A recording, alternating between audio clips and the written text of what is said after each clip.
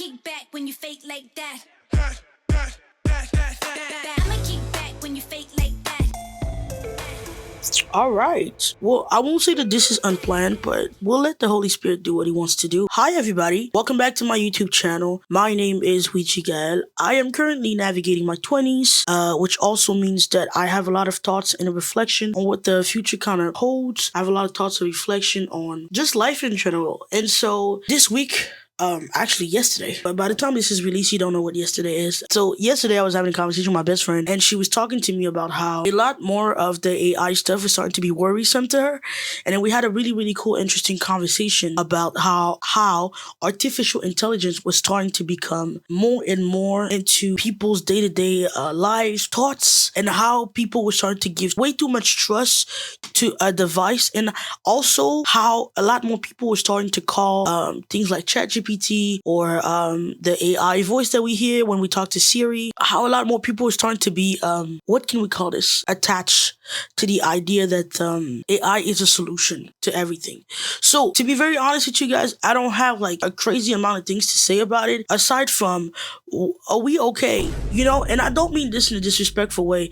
I really just mean, are we okay? If I recap this very well, we've been introduced to AI in the last couple of years, way more forcefully in the last years. I've always been told very early on in middle school, internet was starting to really become a thing and it was going to be used in school. I've just kind of always been told, you know what? These are tools. These are things that we can utilize, but they are not people. They don't have heartbeats. They don't have the same kind of emotions. No matter how much we're able to replicate certain things, they will never be people. So it never left me. Also, another thing that never left me was when we found out about cyberbullying and, you know, just people exposing other people online, things like that. One thing that the police always, when the police would come into the classroom and explain certain things, they always used to say that once you put something online, it belongs to the online world. And by that, I mean that once you decide to share these information, once you decide to write those things, whether that is in your phone, texting it to someone, on a public device, it just loses privacy, okay? So now that we kind of got this mindset of mine in, I've been introduced to AI, really the ChatGPT situation in uni. You know, I'm in university currently, and I heard about it during, I think, my first year, and I was introduced to it, and I had no idea what it was. I've been introduced to it in an education context, so I had no idea when I was talking to my best friend, and we were having a discussion, I hadn't fully registered that a lot more people were starting to utilize artificial intelligence, AI, Siri, ChatGPT, and the countless other amount of artificial intelligence software, devices, whatever you may call them. A lot more people are starting to use it for other purposes. They can kind of be a bit of a dangerous thing to it. This is kind of why I'm raising the conversation, because the reality is that these devices, or whatsoever, it's just that these are tools. And at the moment we begin to personify devices, we kind of lose sense of what is reality. And that's what I'm getting worried about. There's a lot more people who are starting to use AI as a friend, having true conversation as if it is a friend, as if it is someone they have a true relationship with. Maybe I'm going to be harsh for this, but artificial intelligence was created by men, okay? This is a software that a team of people got together and decided to put different patterns.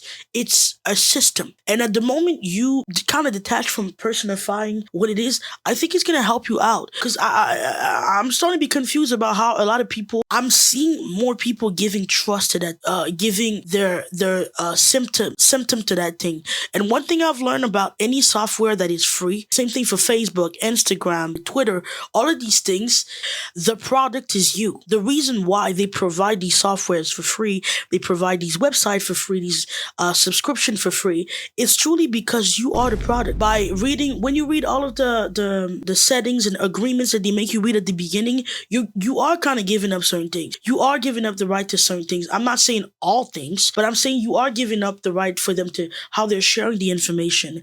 And one reality that does happen when they gather this information, they're able to create more profiles about you. They're able to create a profile about you a personality, a digital personality of you, that where they know that you love cat, that you have coffee every Wednesday at that time, because you're sharing that information on the website freely. So there's not necessarily a digital security over you all the time about all of these things. When you share the birthday of your son, you share a Christmas, you share all of these things, you are feeding into that software and giving it more information. The part that I worry about is that there's way too much trust being entrusted into these free softwares. You're giving away so much of your identity, so much of your personal emotions. I'm hearing a lot of people having like true conversation.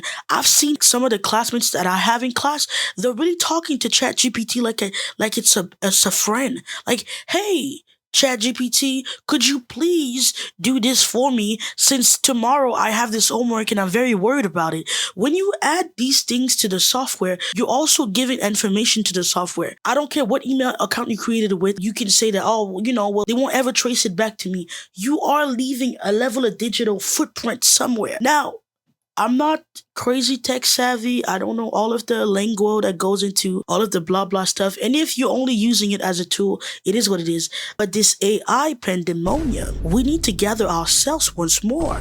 Are we okay? Are we okay? You're telling this software about your breakup. That's a therapist's job. That's the job of your friend. And if you don't got no friends, go mingle. But when we take out the bridge of human responsibility and we give it to a software that does not know you. Maybe I'm being a reality check to certain people, but this software does not know you. When you get sick and you don't log in for the next 3 days, this thing is not going to call you, talk about, hey, you need soup, I'm about to drive by. And you also don't have the exclusivity of that thing. You don't have the exclusivity of that thing. The exclusivity that you get out of a relationship, it does not happen. You're telling this thing all of your business. You need to relax. And also, who's to say that what's behind that thing is being helpful? I don't know who created AI. I don't know who's behind it. I also don't know their agenda. At what moment was this a trustworthy situation? Don't they tell you in the software that they only have information all the way to 2019 or 2020 or 2016? What about 2025? What about what's currently happening? Am I losing my mind, God? What is going on? Are we good? The consistent floodgate of amplified information about your personal life, I think that's a bit, what's up? I'm hearing crazy stuff, and I'm trying not to tell other people's business, but I'm hearing crazy stuff about this AI. One of the biggest red flag that I'm hearing is that people are not calling it, they're calling it he. When was the breath of God given to ChatGPT or Siri or any of those devices? When did he blow his breath on them?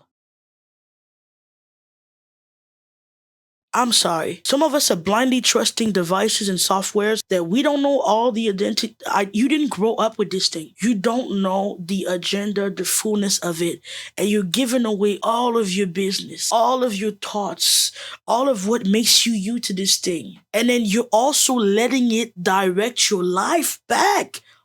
Are you? What's up? And let's not talk about this in the context that is spiritual. You're asking a physical device that is man-made to produce an understanding of the mind of God for you. How? Sway? How? Sway? At what moment in the day did it make sense that a man-made, complex, already built-in pattern that has no empathy, no compassion, no mind of God, that never got the breath of God in Genesis? ChatGPT was born in 2022. So this thing got 3 years on Earth, and you're going to ask it to reveal to you the thousands of years of God foreknowing you and things like that. Are you and I don't mean to call you stupid or crazy, but I just want to walk outside and have a day that makes sense. What is happening? I'm one of the first person who will use it as a tool. It's just the personification.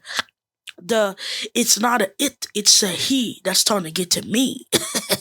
Let's think this thing through. Why do I feel more confident telling all my private information to a software, but I can't tell it to God? Plan my next 5 years. I hope By raising this up, I'm raising some sort of level of awareness to whosoever is using it right now, and it's just going overboard with the amount of information that's being shared, overboard with the amount of emotion that they're spilling into that thing. There is an aspect of it to me that feels unhealthy, and the fact that you're able to trust a device that's been here for less than 3 years, but you're not able to trust your best friend that's been around you for the last 10, or trust the community that you have around you, but you can trust this device that was created 3 years ago, that you had to put your own account into. They never wanted to be introduced to you. You introduce yourself to them. This might be the last time I talk about some of these tech stuff. My heart is aching for you. We need to at some point just not lose our minds fully. Do we have brain cells left? Do we? I'm done. I'm starting to feel it personally. I just want us to gather our minds again. I just want the cells of our minds to work well. Lord, I pray for sanity over these people. I pray for sanity over my own mind so that we don't get caught up in this game, this weird agenda that only social media or only softwares can be our friends. I pray that we really find real friendship, whoever they are, wherever they will be, that they encounter real friendship with real people, with bones and flesh, please, Lord. I hope I didn't offend you in any kind of way. I'm just very passionate when I speak sometimes. Also, I really, really just pray that we we just find a different route. Anyways, I hope you have a great day, and I will see you in the next video. I didn't tell you I love you and I care, but I do. Have a nice one. Deuces.